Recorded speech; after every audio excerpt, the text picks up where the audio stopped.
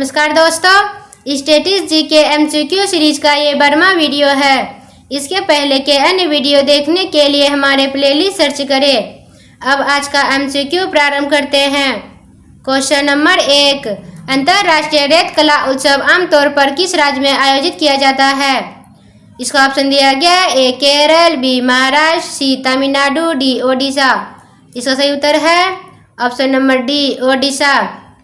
अंतर्राष्ट्रीय रेत कला उत्सव आमतौर पर ओडिशा राज्य में आयोजित किया जाता है। विशेष रूप से कर्नाटक के पास चंद्रभागा समुद्र तट पर यह उत्सव 2015 में शुरू हुआ था और तब से यह भारत और दुनिया भर के रेत कलाकारों के लिए एक लोकप्रिय कार्यक्रम बन गया है।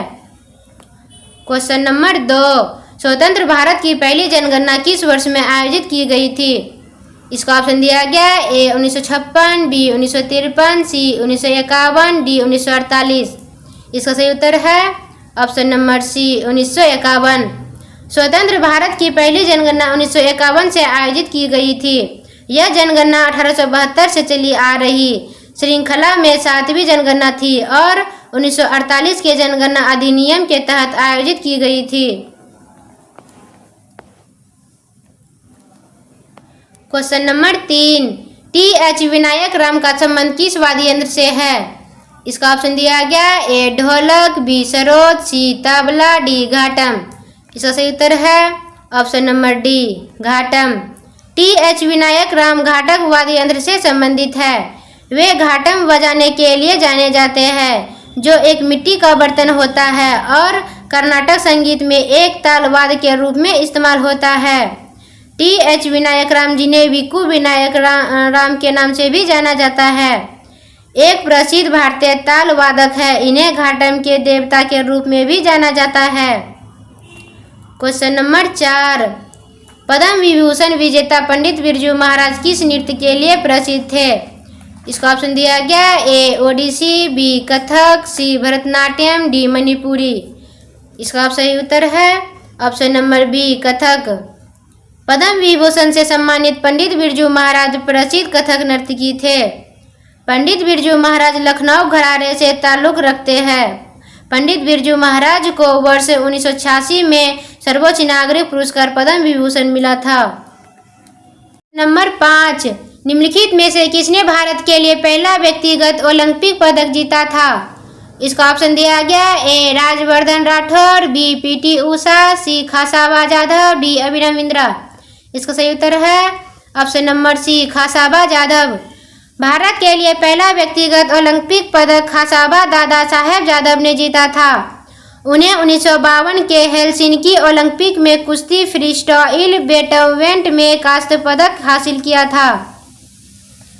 क्वेश्चन नंबर 6, मानवता के लिए एक धर्म, एक जाति और एक ईश्वर का सिद्धांत किसने दिया था?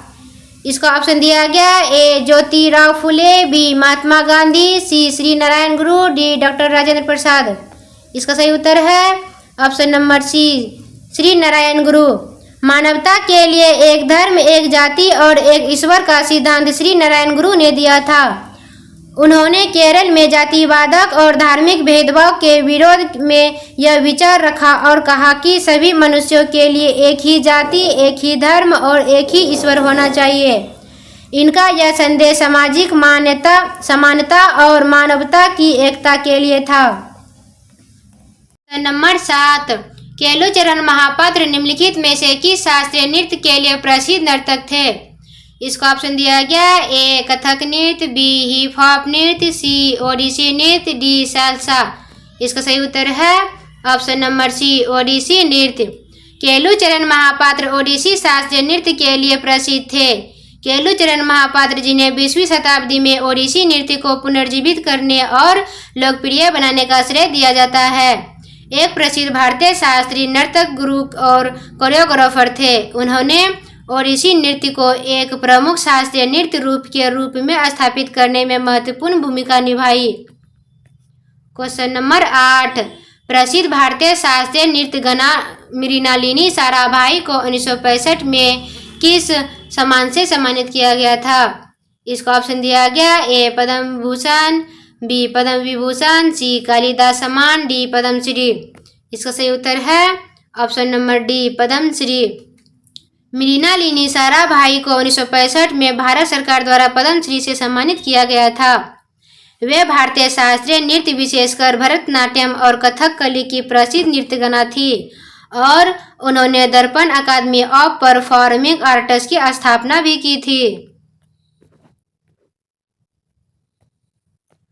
क्वेश्चन नंबर 9, 2011 की जनगणना के अनुसार निम्नलिखित में से भारत का सबसे साक्षर राज्य कौन सा था?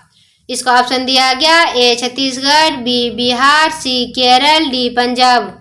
इसका सही उत्तर है ऑप्शन नंबर सी केरल। 2011 की जनगणना के अनुसार भारत का सबसे साक्षर राज्य केरल है, जिसकी साक्षरता दर 94% है। केरल ने देश में सर्वोच्च साक्षरता दर के साथ अपना स्थान बरकरार रखा था। क्वेश्चन नंबर 10, भारत के अधिकांश शास्त्रीय नृत्य रूपों की उत्पत्ति किससे हुई है? इसका ऑप्शन दिया गया ए यजुर्वेद, बी अर्थशास्त्र, सी अथर्ववेद, डी नाट्यशास्त्र। इसका सही उत्तर है option number D Natyashastra. Bharat के अधिकांश शास्त्रीय नृत्य रूपों की उत्पत्ति भरत मुनि द्वारा रचित नाट्यशास्त्र में से मानी जाती है, जो शास्त्रीय नृत्य, नाटक और संगीत की प्राचीनतम और प्रमुख ग्रंथ है। इसके अलावा इन नृत्य रूपों का विकास मुख्यतः प्राचीन मंदिरों में हुआ, जहां उन्हें भक्ति और आराधना के रूप में प्रस्तुत किया जाता है। क्वेश्चन नंबर 11, संगीत नाटक अकादमी से अब तक भारत के कितने शास्त्रीय नृत्यकों को मान्यता प्राप्त है? इसका ऑप्शन दिया गया ए 3 शास्त्रीय नृत्यकों को, बी 5 शास्त्रीय नृत्यकों को, सी 6 शास्त्रीय नृत्यकों को, डी 8 शास्त्रीय नृत्यकों को। इसका सही उत्तर है ऑप्शन नंबर डी 8 शास्त्रीय नृत्यकों को। संगीत नाटक अकादमी ने अब तक भारत के 8 शास्त्रीय नृत्यकों को मान्यता दी है। ये 8 नृत्य है भरतनाट्यम, कथक, कथकली, कुचिपुड़ी, ओडिसी, मणिपुरी, मोहिनीअट्टम और सत्रिय है। क्वेश्चन नंबर 12, भारत के शास्त्रीय नृत्यों में कितने रस है जिन्हें संस्कृति मंत्रालय द्वारा मान्यता प्राप्त है? इसका ऑप्शन दिया गया ए 3 रस, बी 9 रस, सी 5 रस, डी 7 रस। इसका सही उत्तर है ऑप्शन नंबर बी 9 रस। भारत के शास्त्रीय नृत्यों में 9 रस होते हैं, जिन्हें भारतीय संस्कृति मंत्रालय द्वारा मान्यता प्राप्त है। ये रस नाट्य शास्त्र में वर्णित है और भारतीय शास्त्र नृत्य का अभिन्न अंग है, जिसमें जैसे कि शोक, क्रोध, भय, प्रेम इत्यादि है।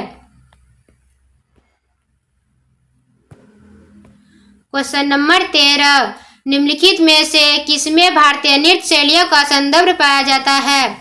इसका ऑप्शन दिया गया ए अभंग, बी नाट्यशास्त्र, सी Kamasutra, D Brahmasutra.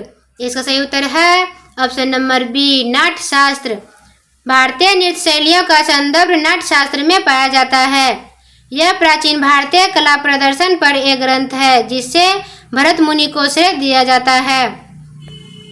Question number 14, शास्त्रीय नृत्य की तकनीक को लगभग 5वीं शताब्दी ईसा पूर्व में किसके द्वारा कूटीकृत किया गया था? इसका ऑप्शन दिया गया ए शूद्रक, बी भरत, सी चाणक्य, डी कल्हण। इसका सही उत्तर है ऑप्शन नंबर बी भरत। शास्त्रीय नृत्य की तकनीक को लगभग 5वीं शताब्दी ईसा पूर्व में भरत मुनि द्वारा कूटीकृत किया गया था। उन्हें नाट्यशास्त्र नामक ग्रंथ की रचना की, जिसमें शास्त्रीय नृत्य और नाट्य की और आधारशिला रखी गई है। धन्यवाद।